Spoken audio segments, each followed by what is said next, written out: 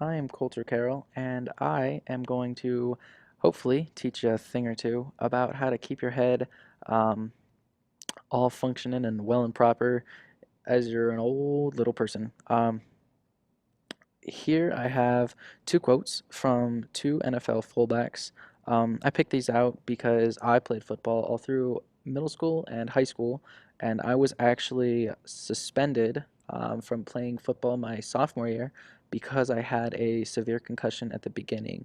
I have sustained two severe concussions in my short little 19 years of life, and neither of them felt good. So I relate to this topic very well. Um, my research question is it possible to reduce the onset of the tau protein in a patient that suffered from or is suffering from the traumatic brain injury in hopes to prevent chronic traumatic endoencephalopathy? Now, that big word at the very end, I'll explain that in here in just a second. Here I have two, no, wait, that was wrong.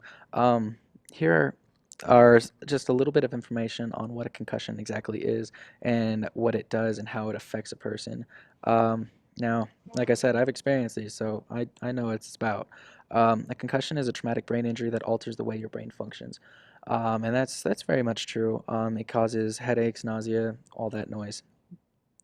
Here are just a couple examples of how concussions are used or can be seen in the real world throughout sports, and this includes children's sports, collegiate sports, high school sports, professional sports. There's an estimated 1.6 to 3.8 million individuals per year that receive some form of a TBI, whether it be a mild TBI or a severe TBI.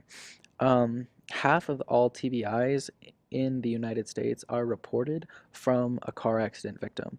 So that's not totally uncommon. I mean, it kind of makes sense. You know, car accidents, airbags, they don't feel good. They kind of jostle your brain around, give you whiplash. Yeah, not fun either. Chronic traumatic endoencephalopathy is basically an advanced stage of a TBI. And that's when you have multiple TBIs that affect your brain and you're not treating them properly. There's an oxygen deprivation that forms these little proteins called a tau protein.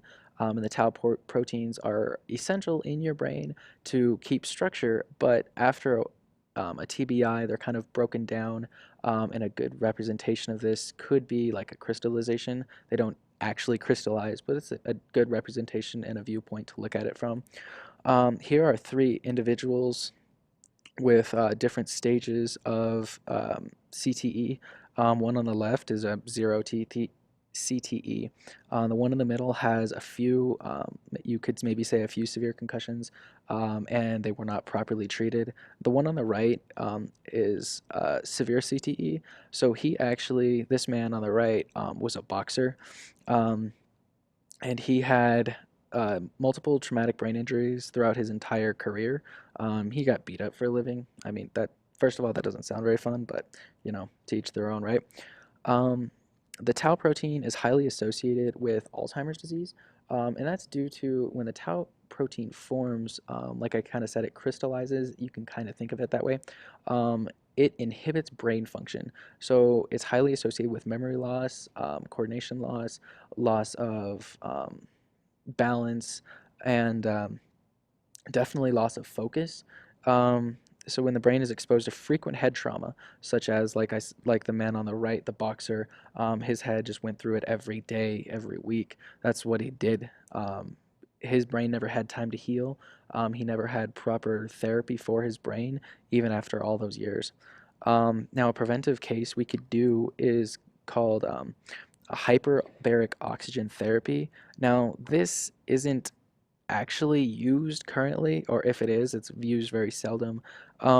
But a theory that I am kind of looking into and hoping that we could utilize is the cause of a CTE is oxygen deprivation while the brain is healing. So if we were to use a hyperbaric oxygen chamber, the brain would have pure oxygen almost being injected into it, if you could think about it that way, which would heal the brain at a much faster rate and at a much more uniform rate. So my theory is that using HBOT, which is the hyperbaric oxygen chamber therapy, While suffering from a TBI, the patient is put into a pressurized tank, pumps pure oxygen into the brain, um, or not into the brain, but you breathe the pure oxygen, which then goes into your blood cells and yeah, all that noise. Now, research shows that the lack of oxygen in the brain due to injuries is the primary cause of multiple brain issues. However, there is evidence that shows that the patient receives an appropriate amount of oxygen. It should heal at a much faster rate.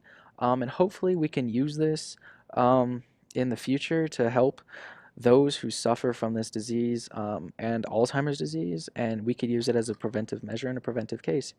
And that's honestly, that's all we can hope for at this point. Thank you very much. Bye.